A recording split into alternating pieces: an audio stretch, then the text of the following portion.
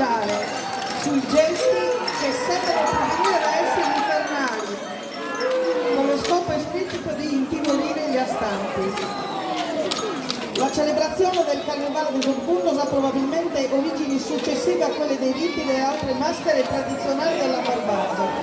In ogni caso, frutto di antiche credenze e superstizioni dell'ambiente contadino della nostra terra.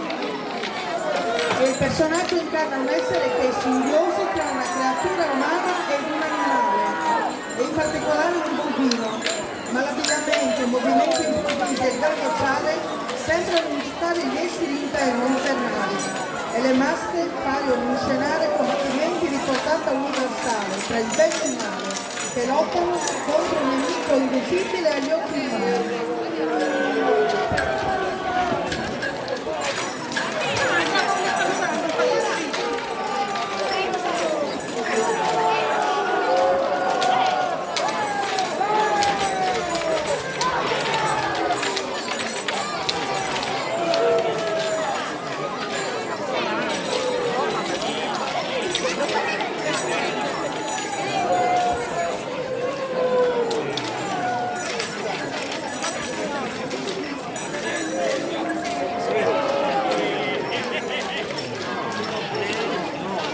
Un applauso a Surpundos Violani per la manifestazione, per tutta la loro passione e perché l'acqua non li ha intimoriti minimamente, così come gli altri gruppi.